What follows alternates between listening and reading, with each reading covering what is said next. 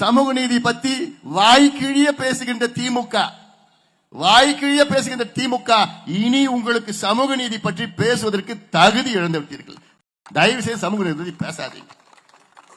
தந்தை பெரியாருடைய வாரிசு சமூக நீதி எங்கள் உயிர் மூச்சு, அண்ணாவுடைய வாரிசுலாம் வாய்க்கிழிய பேசாதீங்க. உங்களுக்கு பேசுவதற்கு தகுதி கிடையாது. ஒரு கணக்கெடுப்பு நடத்தி சமூக நீதியை நிலைநாட்ட முடிய துப்பு இல்லாத ஒரு திமுக கேட்டா எங்களுக்கு அதிகாரம் இல்லைன்னு ஒரு பொய்ய சொல்லிக் கொண்டிருக்கின்ற முதலமைச்சர் அவர்கள். யாருக்கு அதிகாரம் இல்ல?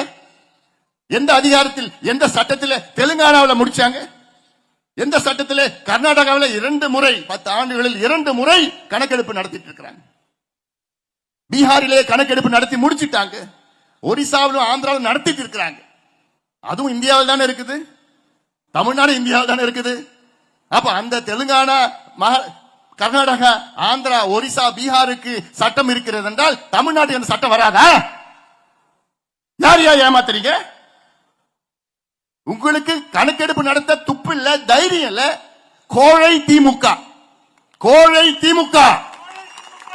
சமூக நீதி துரோகி விரோதி திமுக, சாதிவாரி கணக்கெடுப்பு நடத்த துப்பில்லாத கோழை திமுக.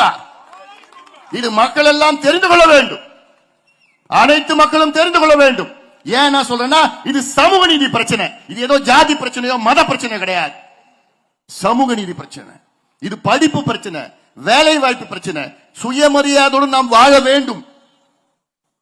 இன்னைக்கு பட்டியலின சமுதாயம் இருக்கிறது, எஸ்சி. இதுல தமிழ்நாட்டில் 18 விழுக்காடு இடஒதுக்கீடு, பழங்குடி சமுதாயத்திற்கு 1 விழுக்காடு, பட்டியலின மக்களுக்கு 3 பெரிய பிரிவுகள் இருக்கிறது.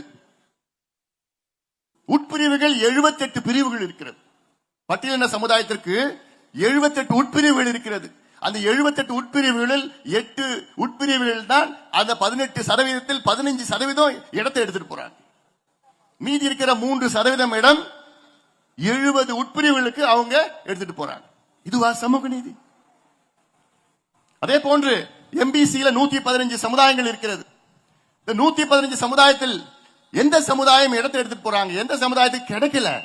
யாருக்கு அதிகமா கிடைக்குது, யாருக்கு குறைவா கிடைக்குது, யாருக்கு சுத்தமா கிடைக்கல? கணக்கெடுப்பு நடத்தாதானே தெரியும். 30% பிசி இருக்கு, பேக்வர்ட் கிளாஸ். அந்த 30% பிசியில யாருக்கு அதிகமா எடுத்துட்டு போறாங்க, யாருக்கு கிடைக்கலன்னு கணக்கெடுப்பு நடத்தாதானே தெரியும். அப்படி தெரிஞ்சாதானையா நீங்க கொடுக்க முடியும். அவங்களுக்கு கிடைக்காதவங்களுக்கு கொடுக்கறது தானையா சமூக நீதி. எனக்கு நான் கொடுக்கவே மாட்டேன், எடுக்கவே மாட்டேன், எனக்கு தெரியணும்னு அவசியமே இல்லை என்று சொல்லுகின்ற ஒரு முதலமைச்சரா? நீங்களா ஒரு நிர்வாகியா? தமிழ்நாட்டை நிர்வாகம் செய்ய உங்களுக்கு தகுதி, திறமை எதுவுமே கிடையாதியா? எதுவுமே கிடையாதியா உங்களுக்கு? நான் சேலஞ்ச் பண்ணேன். 4 நாட்களுக்கு முன்பு ஒரு அறிக்கை விட்டேன். என்னன்னு,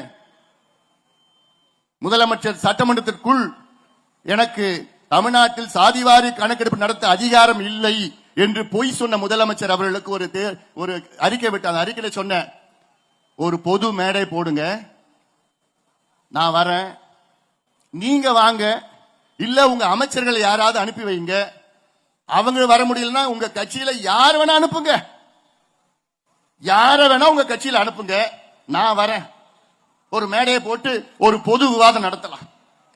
என்னன்னு, தமிழ்நாட்டு முதலமைச்சருக்கு சாதிவாரி கணக்கெடுப்பு நடத்த அதிகாரம் இருக்கிறதா இல்லையா?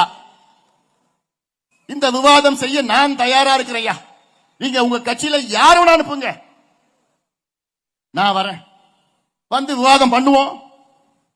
நீங்க நியாயப்படுத்துங்க, நான் நியாயப்படுத்துறேன், மக்கள் முடிவு செய்வாங்க. தயாரா? முதலமைச்சர் ஸ்டாலின் அவர்களே, விவாதம் செய்வதற்கு நீங்கள் தயாரா? நான் தயார். எங்க வேணா வர நான் தயாரா இருக்கிறேன்.